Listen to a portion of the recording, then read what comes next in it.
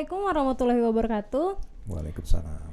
Halo sahabat PPA, selamat datang di Viewpoint, podcast PPA yang terbaru. Bersama saya, Wendy Lavinia Mustafa. Pada episode perdana ini, kita akan membahas anak perusahaan PPA, yaitu PT Antareja Mahada Makmur. Untuk itu, kita mengundang Presiden Direktur PT Antareja Mahada Makmur, Bapak Joko Tri Raharjo. Selamat datang Pak Joko Tri. Selamat datang Bu Wendy. Iya, gimana ini Pak kabarnya Pak? Alhamdulillah sehat dan baik Bu Wendy. Alhamdulillah, senang banget. Saya senang banget loh Pak bisa ngobrol sama Bapak. Sama-sama Bu Wendy. Banyak pertanyaan dari teman-teman dari sosial media maupun ngomong juga langsung gitu Pak mengenai AMM. Karena itu saya boleh ya Pak ya nanya boleh, ke Bapak mengenai AMM nih Pak. Ini pertanyaan pertama, ini pertanyaan paling basic tapi paling ingin kita semua tahu gitu Pak. Apa sih Pak tujuannya didirikan AMM Pak? Ya, jadi tujuan pertama tentu ini kolektif karena sebelum AMM didirikan PPA ini ada 5 stakeholder termasuk saya. Kita berembuk secara kolektif kemudian berpikir bagaimana cara mensejahterakan karyawan. Ini yang pertama seperti itu, sehingga kami bukan tadi berlima memutuskan untuk melahirkan AMM. Tujuannya apa?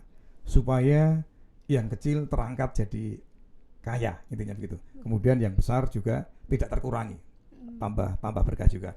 Nah, karena memang secara kolektif BUD PPA ini berkeyakinan bahwa kerja itu selain ibadah, yang pertama nyari duit. Betul, Pak. Nyari uang. Yang kedua karir, yang ketiga nyari lingkungan yang baik. Ini mungkin setiap board berbeda-beda ya, tapi kalau di PPA kebetulan semua BUD-nya sepakat, semua shareholder sepakat bahwa orang kerja ya ibadah, kemudian yang kedua nyari duit, yang ketiga berkarir dan nyari lingkungan. Sehingga salah satunya itu karena dari praktek kami berlima bahwa 2010 atau kita dirikan di 2017 mungkin kekayaan kita juga lipat lebih dari 20 kali. Nah, harapannya mulai 2017 ini diharapkan nanti ke depan AMM kita dirikan, teman-teman juga begitu. Teman-teman karyawan juga mempunyai kenaikan kekayaan yang sama yang kita rasakan dengan seluruh PPA. Kira-kira itu. Wah, inspiratif banget nih Pak. Karena tujuannya adalah mensejahterakan karyawan dan memberikan kesempatan pada karyawan untuk menjadi pemegang sahamnya ya Pak. Jadi ada sense of belonging lah gitu antara karyawan dan perusahaan. Baik Pak, dalam hal ini kan semua karyawan tuh bisa turut membeli saham ya Pak? Atau mungkin ada level tertentu gitu Pak yang bisa membeli sahamnya? Apa mungkin ada persyaratan atau bagaimana gitu Pak? Awalnya didirikan AMM ini untuk pemilikan saham itu memang di level supervisor up pada awal 2017-2018. Kenapa? Tujuannya untuk supaya teman-teman tadi semangat, karena semangat untuk jadi seorang supervisor. Karena kenyataan di lapangan itu kalau sudah jadi operator senior, mekanik senior, diangkat jadi pengawas, tidak mau. Mereka hanya melihat apa yang diterima bulanan. Padahal secara 1 tahun juga pasti seorang BOD pasti berpikir bahwa pendapatan nggak mungkin lebih kecil, pendapatan lebih besar. Cuma kondisi itulah yang ada di AMM waktu itu, ketika orang sudah jadi operator senior mau jadi pengawas, mereka agak sungkan. Sehingga kita syaratkan waktu itu adalah yang pertama adalah dia seorang pengawas, seorang supervisor, walaupun masih kontrak nggak apa-apa. Jadi seorang supervisor itu disyaratkan yang pertama. Yang kedua tentu bahwa nilai yang diinvestasikan itu sesuai dengan kepemilikan kekayaan yang ada di pajak. Yang ketiga tentu disetujui kalau sudah suami istri ya, istrinya menyetujui. Kemudian yang keempat ya harus benar-benar ini mau diinvestasikan dalam waktu tertentu, karena namanya saham bisa naik, bisa turun. Jadi syarat itu dilakukan supaya karyawan tuh lebih semangat ya Pak ya. Itu awalnya. Setelah itu saat hari ini seluruh karyawan bisa melalui koperasi. Tapi yang legalitas tercatat di notarial yang tadi supervisor up. Yang langsung atas nama pribadi. Sekarang yang di koperasi udah berapa banyak tuh Pak yang koperasi PPA AMM ini sekarang ada sekitar 12.500 karyawan. Kemudian beliau memiliki saham AMM ya. Kalau boleh tahu nih Pak, untuk nilai sahamnya AMM sekarang tuh di kisaran berapa ya Pak ya? Kurang lebih ya melipat 22 kali untuk sahamnya. Untuk ekuitasnya tadi lipat sampai 37 kalinya. Kenaikannya sungguh besar ya Pak ya, berarti ya Pak ya, dalam yeah. waktu yang menurut saya cukup sebentar gitu loh Pak. Yeah. Jadi teman-teman semuanya bahwa namanya bisnis, namanya usaha, maksud kita ini kan yang ada dua indikator. Yang pertama adalah kapan kembali modalnya. Kemudian yang kedua, kapan bertambahnya atau kapan jadi kayanya. Nah ini AMM itu 2 tahun yang lalu itu sudah kita kembalikan modalnya. Jadi saham yang dia investasikan 2 tahun yang lalu itu sudah kita kembalikan. Jadi uangnya sudah balik. Di dalam perundang-undangan itu kan ada keterbatasan kepemilikan ya Pak untuk private company.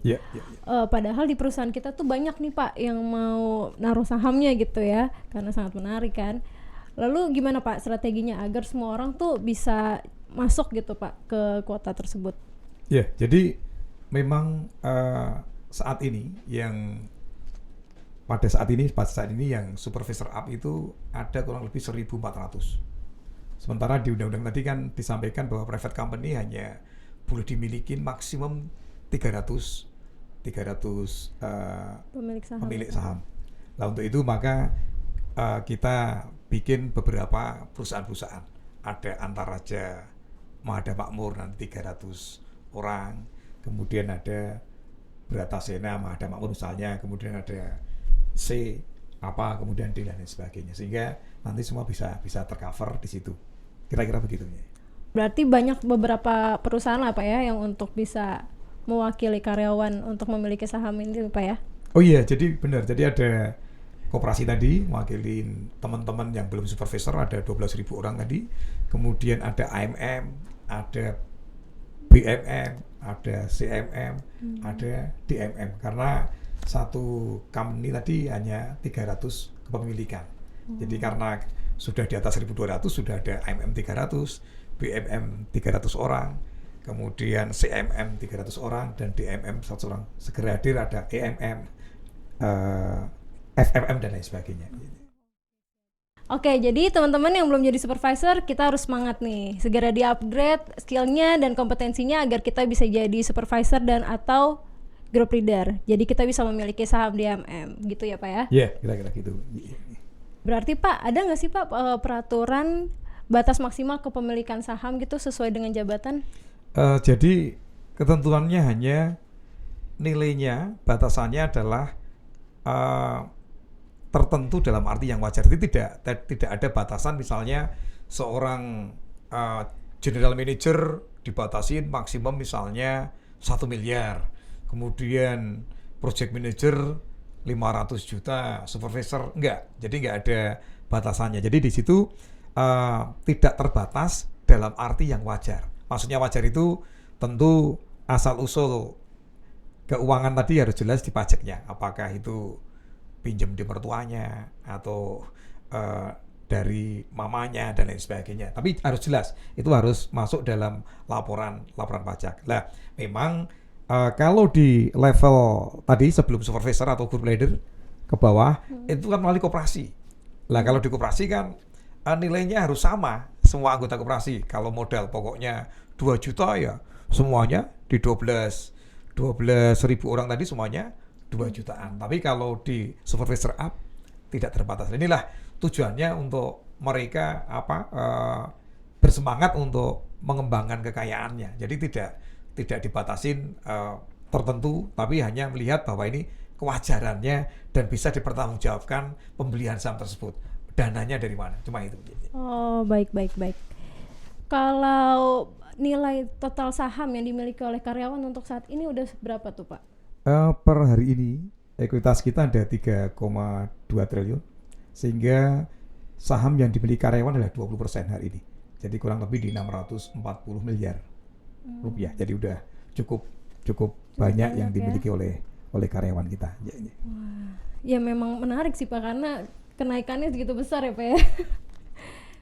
Untuk pertanyaan selanjutnya nih Pak, di tahun 2018 kan kita AMM itu sudah ada ABP ya Pak ya. Di tahun 2021 ada site MHU, lalu di 2022 ada site BIB, dan 2023 ada site BCP dan MIFA ya Pak ya. Oke. Kalau tahun 2024 nih Pak, akan ada proyek apa nih Pak sekarang kita? Ya, jadi untuk AMM ini kan begini, Mbak Wendy. Jadi memang nanti semua tambang di PPA itu akan diakuisisi AMM. Jadi kemarin tadi dimulai dari 2018 di site ABP, kemudian MHU, kemudian BIB, kemudian ada BCP di KPC di Bengalon. Nah, tahun ini kita akan buka di PIK. Perkasa Inaka Kerta kita akan buka. Mudah-mudahan segera juga dapat di KPC itu yang berseberangan atau berimpitan dengan PIK. Ya, kira-kira jadi mau tambah 2 proyek untuk tahun ini. Wah, gitu ya Pak ya. Itu untuk di tahun 2024 ya Pak ya. Ya. Baik.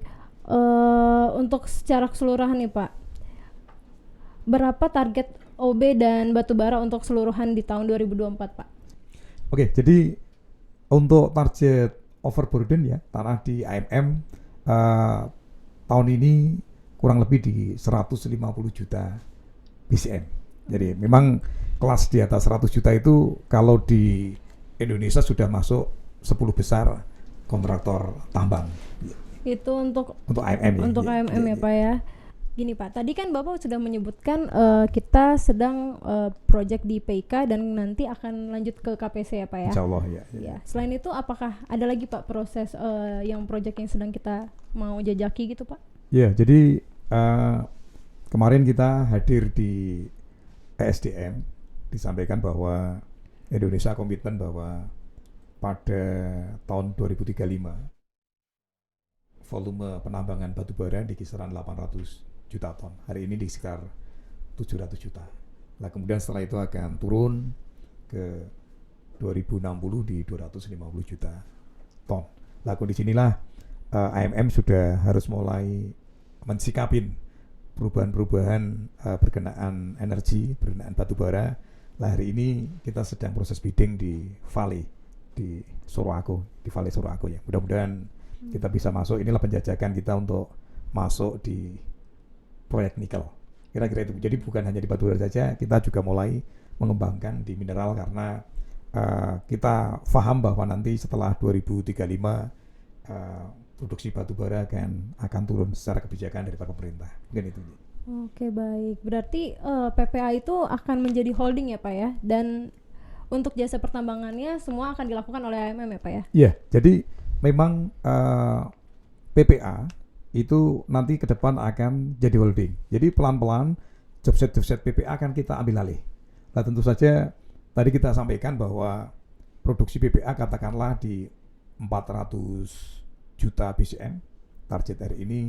Untuk mengakuisisi tadi tentu kita butuh modal kerja sekitar 4 triliun. Hari ini AMM baru sekitar 3 triliun. Jadi masih membutuhkan tambahan bukan modal ya, tambahan keuntungan, tambahan pendapatan untuk mengakuisisi daripada PPA. Jadi nanti satu-satu jobset kita ambil sehingga nanti PPA di holding dan semua jasa pertambangan akan dikerjakan oleh AMM 100%. Kira-kira itu. Oke, baik. Nah, untuk kebijakannya nih Pak, apakah safety-nya akan sama Pak AMM dengan PPA? Sama. Jadi PPA dan AMM sama. Jadi tetap berkenaan dengan safety, kita tetap unlimited budget terhadap safety, health dan environmental. Jadi kita tetap itu karena itu menjadikan tanggung jawab kita terhadap pekerja. Di AMM nggak ada pekerja. Jadi semuanya adalah pengusaha sehingga kita menyebutnya semua yang ada di AMM itu adalah sahabat pengusaha. Kira-kira begitu itu. Ya, sebagai tadi tujuannya itu membuat karyawan tuh sense of belonging-nya semakin erat gitu ya Pak, antara karyawan dan perusahaan. Baik Pak, untuk visi misi AMM nih Pak, bagaimana itu Pak? Sama, jadi setelah nanti mengakuisisi PPA di 2025, kita juga sama, ingin menjadi kontraktor tambang nomor 2 di Indonesia. Kita sadar bahwa terbesar sekarang masih ada Pama Persada Nusantara. Namun kita akan menuju ke dua peringkat tadi di 2025. Tadi juga sempat diskusi di board bagaimana dengan visi. Apakah kita menjadi perusahaan terkemuka, menjadi terbesar, namun kami dan PJO masih meyakini bahwa visi itu harus diwujudkan dalam angka, dalam peringkat, karena itu memberikan motivasi kita bagaimana untuk meraih visi dan misi tersebut. Baik. Nah, waktu tahun 2023 nih Pak, AMM tuh ada proyek yang produksinya turun. Iya. Bagaimana proyeksi AMM untuk di tahun 2024 Pak? Ya, jadi memang ada 2 job set yang kita alamin. Ternyata memang inilah real kehidupan, di mana ada salah satu job set yang produksinya 63 juta tiba-tiba minta menjadi 23 juta. Nah, ini sebagian umum, mohon juga ini kalau dari pemerintah mohon kebijaksanaannya bahwa kenapa turun, karena mereka keberatan dengan royalti yang tadinya 13,5% menjadi 27%, sehingga mereka tidak mampu untuk berproduksi tinggi, termasuk juga pajak-pajak atau maksud kami biaya sewa lahan itu juga cukup mahal, sehingga menjadikan tidak mampu, termasuk ABB juga ada problem di mana kemarin perizinan sempat tertunda, namun per Desember tahun lalu sudah keluar. Hari ini tinggal menunggu izin IPPKH dari Kehutanan. Kita harapkan di 1 April akan segera operasi, insya Allah. Kemudian penambahannya tadi sudah kita sampaikan, akan ada penambahan proyek baru di PIK per Kasa Indika Karta dengan kontrak sekitar 150 juta BCM atau total nilai sekitar 700 juta US dollar atau sekitar 10 triliun ya untuk PIK. Dan belum, kita masih menunggu di sebelahnya di KPC, dan tadi mulai ke nikel. Kita sudah mulai bidding di nikel. Baik Pak, untuk masuk bekerja di AMM nih Pak, kira-kira susah nggak sih Pak? Di AMM sangat mudah. Jadi nanti biasanya dari Human Resource Development ada kebutuhan rekrutmen yang di-share di Instagram juga kan, tapi resmi, karena banyak sekarang penipuan. Jadi ada Instagram resmi di AMM, ada resmi. Kemudian di situ nggak ada ordal, tidak ada orang dalam. Jadi di AMM ini tidak ada orang-orangan. Bahkan dalam penilaian karyawan juga sama. Baik. Jadi pakai sukses factor, di mana dinilai oleh seorang karyawan, dinilai dari atasan hanya punya bobot sekitar 40%. Kemudian kanan kiri bawahan 60%. Sehingga benar-benar mulai dari masuknya juga fair dan terbuka. Kemudian pada waktu jadi karyawan juga sama, bukan karyawan ya, saat bekerja itu juga sama. Jadi penilaiannya juga bukan hanya atasan. Jadi kita mencoba menghilangkan konsep kami di BOD dengan pendiri-pendiri PPA ini, jangan ada asal bapak senang, nggak ada. Jadi di kita begitu terbuka dan jelas. Jadi AMM kita bangun diharapkan semua sistem dan semua karirnya dan sebagainya seterang matahari. Jadi benar-benar nggak ada yang disembunyikan dan sebagainya. Jadi gini Pak, waktu itu saya sempat baca di kolom komentar AMM di sosial media Pak. Katanya di situ tertulis orang lokal ini sulit masuk menjadi karyawan AMM. Itu bagaimana Pak tanggapan Bapak? Ya, jadi bukan sulit, jadi nggak ada sulit. Jadi AMM ini kan saat ini jasa pertambangan, jasa kontraktor pertambangan. Tentu pada saat kita berkontrak dengan customer, ini ada persyaratan di AMDAL. Misalnya contohnya di MIFA di Aceh, ini harus 70%, 70%, 30% baru kiriman. Ada yang di site lain, misalnya di MAU 50%, 50%, ada yang 60, 40. Jadi kita berdasarkan di kontrak yang ada. Namun yang ada pada hari ini selalu di atas target. Misalnya 70-30 mungkin daripada 70-30. Kemudian 60-40 kita di atas 60. Kira-kira yang hari ini ada di lapangan seperti itu. Kemudian muncul pertanyaan, bagaimana kalau skill dari teman-teman, saya nggak pernah ngomong orang lokal ya, sama aja orang Indonesia. Jadi kita tidak bedakan antara pendatang dan tidak. Sebenarnya itu kan di AMDAL, tapi kalau kami menyebutnya sama lah, sama-sama orang Indonesia. Bila mana nanti dari lingkar 1, ring 1, ring 2 itu masih belum lulus di dalam penilaian, kita lakukan klinik. Jadi kita lakukan klinik pertama, klinik kedua, itu yang kita lakukan di Lahat contohnya. Sama. Jadi kita kalau belum lulus, kita klinik, kita ajarin dan lain sebagainya sampai lulus. Kira-kira itu, Mbak Wendy. Oke, berarti kalau misalnya ada peraturannya nih Pak 60-40, berarti AMM itu selalu di atas minimumnya ya Pak ya. Misalnya 60-40 berarti di AMM bisa di atas 60%, seperti itu ya Pak ya?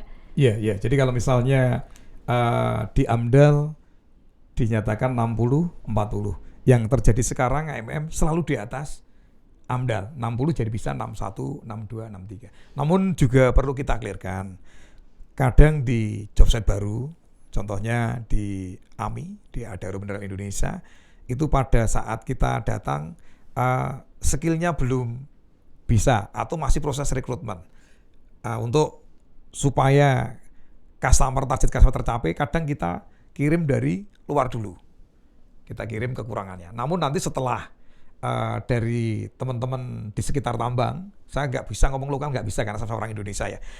Ring 1 atau ring 2, lah ini sudah punya kompetensi yang cukup, orang kita yang kiriman kita pulangkan. Lah ini kita memang sampaikan ke KTT, ke customer, juga disaksikan dengan orang dinas tenaga kerja, memang seperti itu. Ini bila mana terjadi proyek baru di mana kompetensi di daerah belum bisa kita kirim, nanti ketika teman-teman dari daerah itu sudah mampu, orang kita pulangkan kembali, kira-kira itu. Baik Pak, untuk yang selanjutnya nih Pak, semenjak KMM berdiri kan kita selalu dapat project nih Pak. Yeah. Kira-kira apa sih Pak yang membuat customer tuh mempercayai AMM gitu Pak? Ya, jadi AMM maupun PPA di bidang pertambangan masih sama, semboyannya adalah safe and strong. Jadi berkenaan dengan safety, tadi sudah disampaikan dengan unlimited budget misalnya, tapi bagaimana di setiap inti pekerjaan AMM, di setiap aktivitas terkecil, itu selalu menyampaikan masalah safety, menjadi inti daripada itu adalah keselamatan. Kemudian strongnya bahwa hari ini ada 3 hal strongnya AMM itu. Yang pertama bahwa kita punya ikatan di internal dan juga ke eksternal yang sangat kuat. Yang kedua, kita memberikan lebih dari yang diharapkan customer. Kalau ada yang customer minta 20 juta, ya kita beri 22 juta. Kalau minta safety-nya angka kecelakaan misalnya 4, kita hadirkan dengan angka 3 dan lain sebagainya. Jadi kita memberikan seperti yang diberikan. Kemudian yang paling penting sendiri bahwa di AMM ketika kita bidding, ini kita berharap open book. Jadi cost-costnya kita buka, tinggal kita diskusi dengan customer marginnya. Kalau kondisi batu bara tinggi, kami diberikan keuntungan berapa.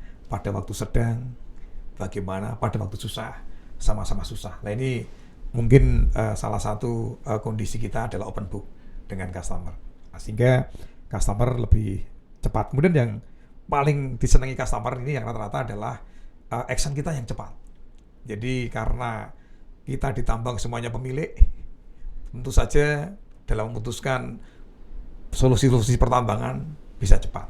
Biasanya kita memberikan jawaban hanya 1-3 hari sudah selesai, tidak perlu sampai cukup lama. Jadi 3 hari itu adalah jawaban paling lama di kami untuk pertanyaan-pertanyaan daripada customer. Mungkin itu dulu.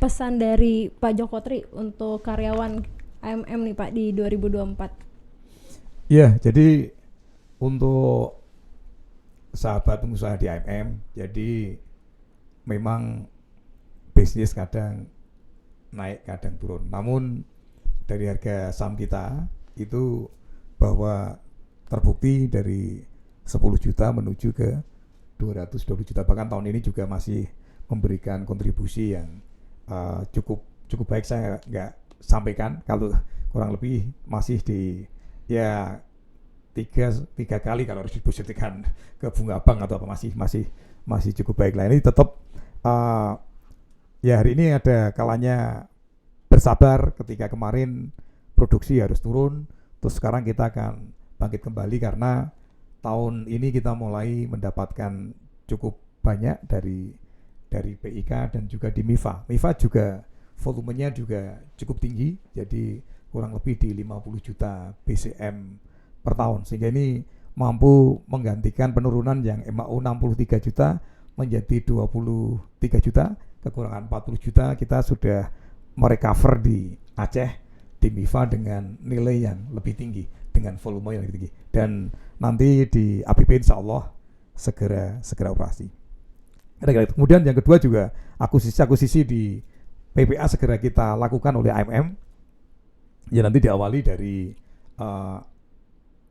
MIP di Lahat segera kita ambil, terus 2025 mungkin BIP, maksudnya BIP PPA di BIP ya, bukan BIP-nya, PPA di BIP-nya, kemudian di MLP dan lain sebagainya, sehingga diharapkan di tahun 2026-2027 itu seluruh tambang sudah dikerjakan oleh PT AMM, semua tambang di PPA, kira-kira itu Bu. Terima kasih banyak Pak untuk waktunya, dan semoga kita bisa ngobrol lagi nih Pak untuk nextnya. Baik teman-teman, apabila ada ide atau tema atau profil yang ingin kita undang, bisa tulis di komen, dan jangan lupa subscribe akun YouTube PT Putra Perkasa Abadi ya. Terima kasih Pak Joko Tri, terima kasih sahabat PPA. Wassalamualaikum warahmatullahi wabarakatuh. Waalaikumsalam warahmatullahi wabarakatuh.